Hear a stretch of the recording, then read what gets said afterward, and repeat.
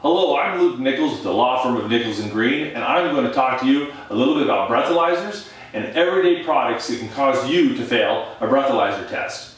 Now, when I talk about failing breathalyzer tests, a lot of people immediately think DUI, but it's a lot more than that. There's a lot of criminal charges that involve breathalyzer tests. For instance, drunken in public, which is a criminal charge in Virginia, often includes a breathalyzer test.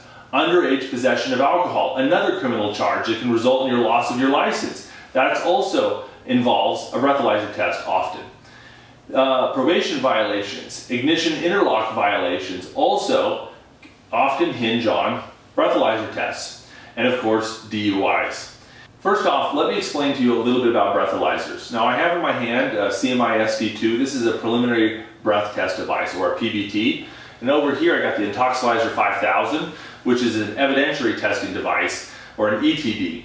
This is the device that you blow into at the station when you're arrested for DUI, and this is the breathalyzer test that officers use in the field when determining whether or not to arrest you for DUI. This is also a device used to test people in drunken in public situations or underage possession of alcohol situations. Ignition interlock devices work on the same principle as both the PBT and the ETD. All of these breathalyzer machines contain what's called an electrochemical cell. It's a cell that when it touches alcohol reacts and creates electricity. These breathalyzer machines simply measure the amount of electricity produced by the electrochemical cell, and that tells it how much alcohol was in the sample. So all of these breathing machines, whether it's the cheap little ignition interlock devices or the more expensive testing devices at the police station, all of them essentially work on the same principle involving electrochemical cells. So if it produces a false reading on this, it can also produce a false reading on that and on your ignition interlock device as well. So today we're going to use the PBT to determine how much alcohol is produced by these cosmetic products. It's common for these machines to pick up erroneous readings because these machines are so sensitive. These are designed to pick up tiny amounts of alcohol that escape out of the blood into the lungs and out into the breath. We're talking microscopic amounts of alcohol. Because these machines are so sensitive, if they're exposed to products or drinks or foods that contain alcohol, even small amounts of alcohol, they pick it up and it produces a rather high reading. So because of this sensitivity, these machines are extremely prone to false positives. All right, let's get started. First things first, let me show you that I haven't been drinking.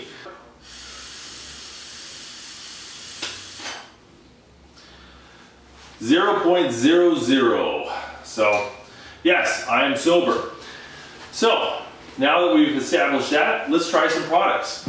First one I want to start off with is waterless hand sanitizer. Now, everyone knows that this contains alcohol in it. It's pretty common, in fact. But does using it in a normal way produce false readings? So we're going to find out. Okay, a little waterless hand sanitizer on there. Got it, my hands are all wet with it. So now we're going to blow into the machine again.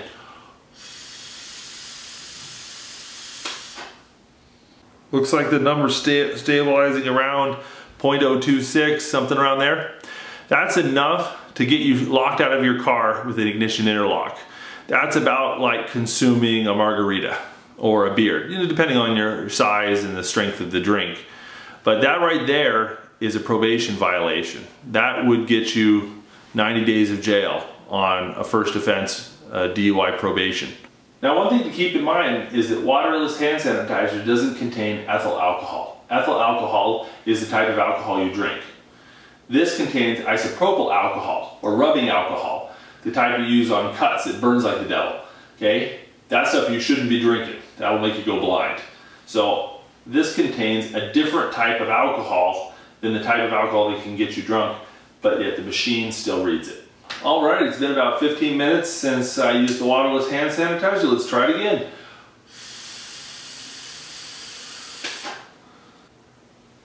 .004. So still some lingering results. Okay, it's taken about 20 minutes, but finally my breathalyzer results have normalized back to 0. So now we're going to try some other products. So I'm going to try Lubriderm, which is a pretty generic moisturizer cream. It contains some alcohol. Now Lubriderm doesn't contain ethyl alcohol and it doesn't contain isopropyl alcohol. It contains cetyl alcohol, which is C-E-T-Y-L. I may not be pronouncing that right. But at any rate, we're going to see what happens. Okay. So my hands are all moisturized. Let's try this.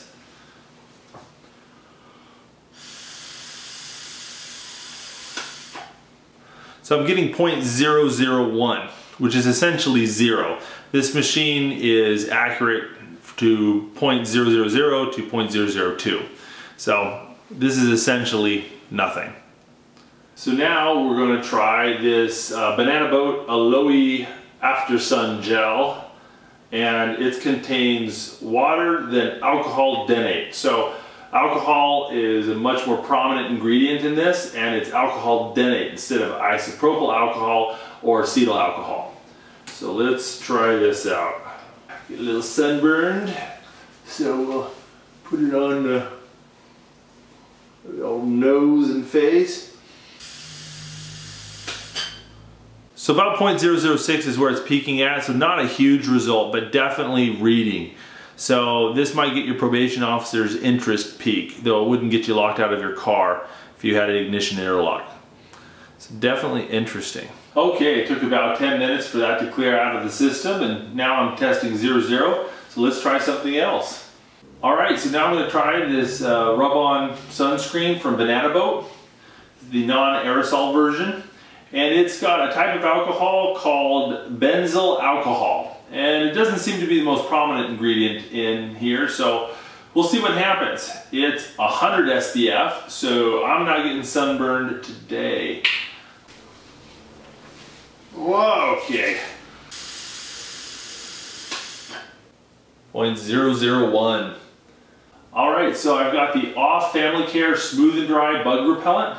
This doesn't have a list of ingredients on the can, so I'm a little uncertain whether or not there's alcohol in here, but we're going to give it a try. So,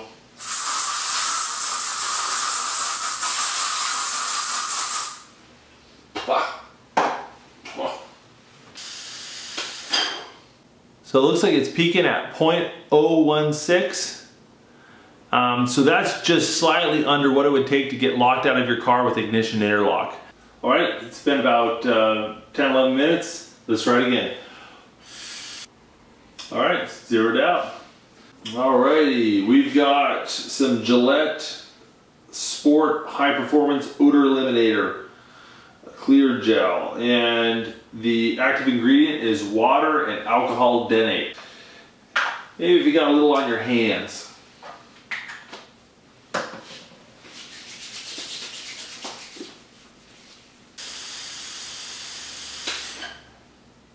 0.003, so very, very small amount. The smallest amount you can get and still call it a reading. We now have Consort for men. It's a hairspray, unscented extra hold. So let's see what this does.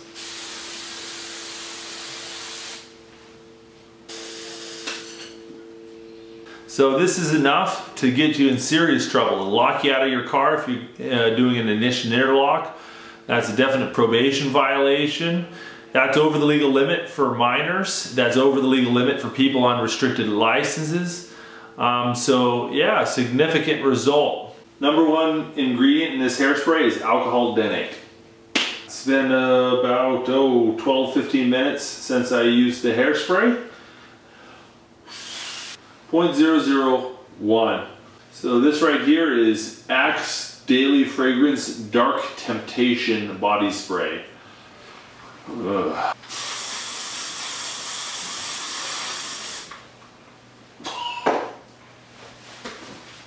Oh. The Axe body spray is number one ingredient is alcohol denate. Definitely getting some interesting results on anything that's aerosol with alcohol denate in it. My office would never smell good again. Yeah. Oh, I'm taking the day off tomorrow. Okay, that was disgusting. My entire office stinks and my staff hate me right now. So let's see if 10 minutes is enough to get rid of the alcohol. 0.000, all right. Got rid of the alcohol at least, though the smell will linger for some time. So now we're going to try some Aerosol Banana Boat Cool Mist Sunscreen. 30 SPF here. And let's see how this does.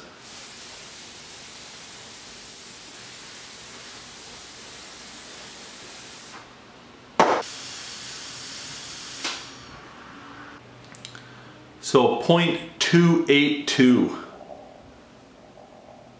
So put it in this perspective, that is over 3 times the legal limit. So this is over 10 times more potent than the waterless hand sanitizer. So the main inactive ingredient in this is alcohol denate, but there's a long list of chemicals in this. Just like most of these products, there's tons and tons of chemicals, and I only know what a fraction of them are. So there's lots of different chemicals that could be acting with the preliminary breath test device that's not called alcohol. You know, it could be some close cousin to alcohol, some chemical relationship, I don't know. But something in this is blowing away the breathalyzer machine. It produced 10 times as much results as any other product I've tried so far.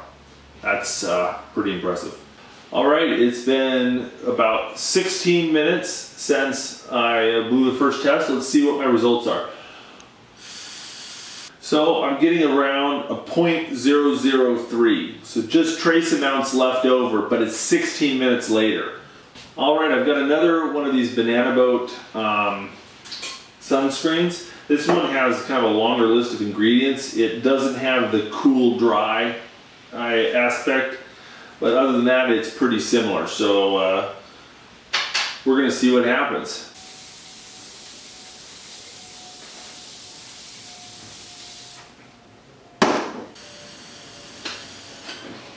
So 0.053. That's a pretty significant result, but under the legal limit. So big difference than the other brand of sunscreen. So the instant cool, instant dry version, much higher, about 4 times higher than the normal version. And both of these much higher than the non-aerosol sunscreen. So something about the aerosol, the alcohol denate in the aerosol, plus some other ingredient in the quick cool dry seems to be really having an effect on the breathalyzers. All right, it's been 11 minutes since I applied the sunscreen. Let's see what happens. All right, it's 0.001. So 11 minutes later, all the alcohol is gone. Here I've got a can of Barbasol, which has cetyl alcohol in it. Give this a try and see what we get. 0.001, nada. Look a little bit more professional there, nice clean shave. Time to test our aftershaves. And we've got AFTA pre-electric shaving lotion or whatever. And this is mostly alcohol denate, or SD alcohol 40B. It's the primary ingredient. Whoa!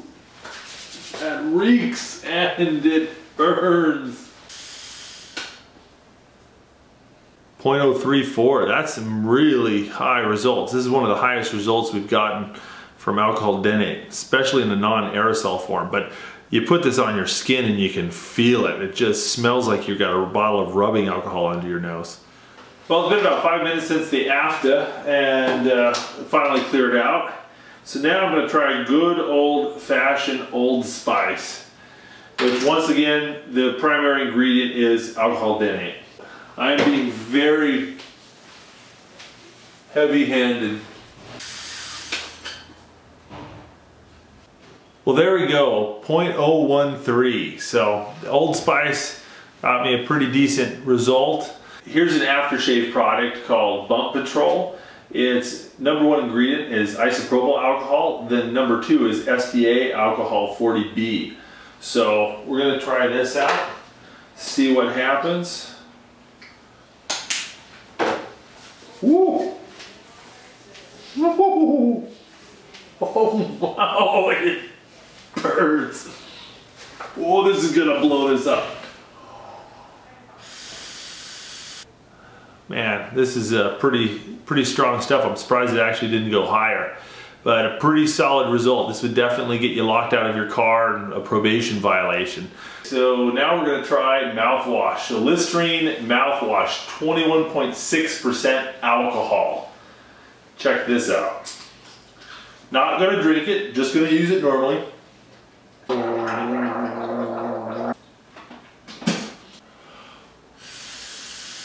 It's a little over 9 times the legal limit.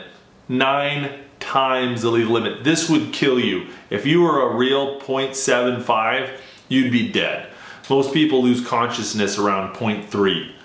So just rinsing with Listerine mouthwash will get you measurable amounts of alcohol for over half an hour, and it will make you look blistering drunk.